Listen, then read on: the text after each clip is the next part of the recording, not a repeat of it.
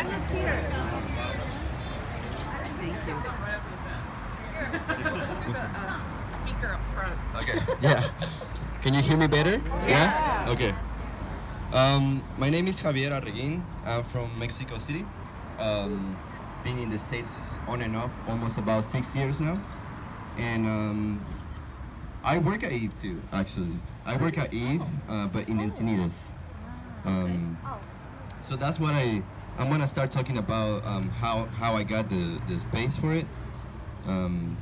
Because one thing that I noticed that's super hard in the States is to people getting a wall to do your style of painting, because not everybody's gonna like it, or not everybody's gonna like empathize with it, with the art, because like we all have our own type of taste, and I'm from another place, so I seeing around the murals, sometimes I cannot relate to any of them, because I don't belong in a specific parts of this culture in a way. But I also believe that it's such a diverse culture too.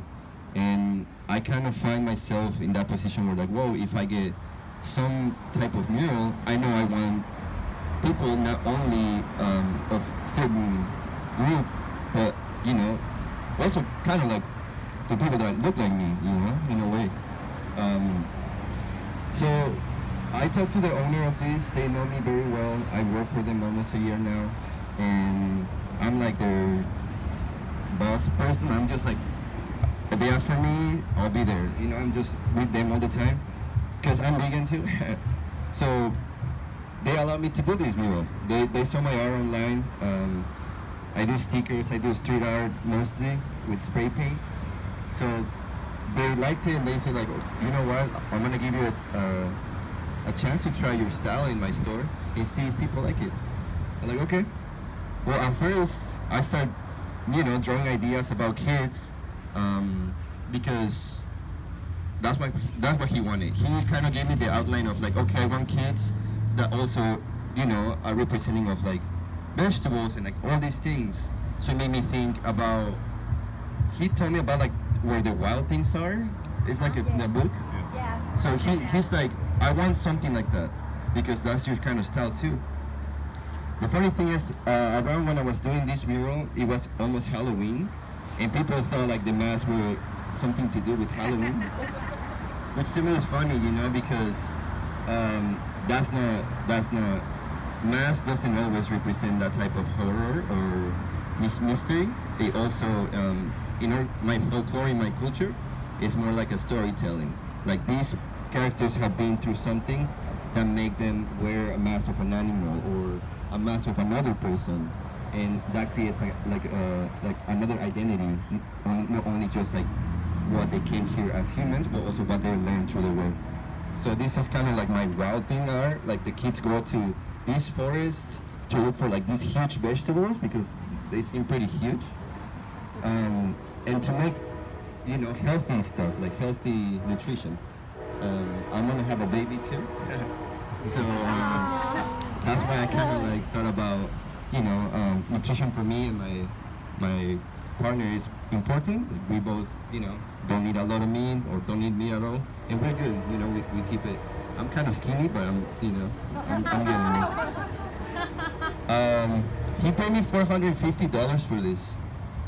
This is my first mural I've done in the city, so I was kind of already thankful enough because I love to paint.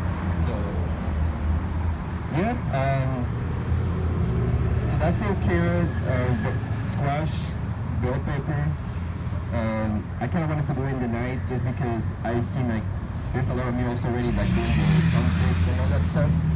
So I just kind of wanted to, it's diverse. Like it's not always about the sun rising and going down, but also at night, So yeah, I don't know. Do you like it? Yes.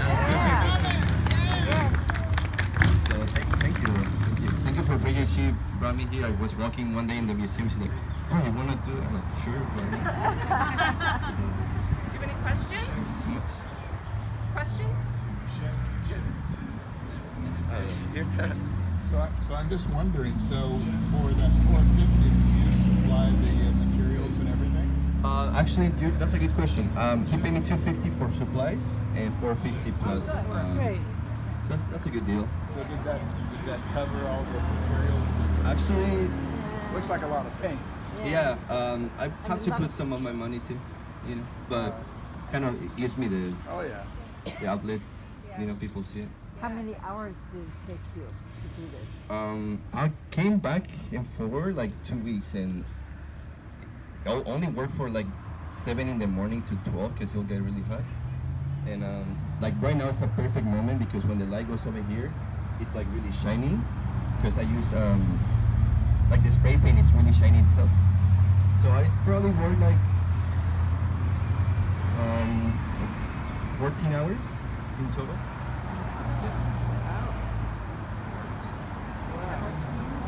You had a question too. Influence of the great Mexican muralist Rivera Orozco. I mean, I see some Rivera in there. Yeah.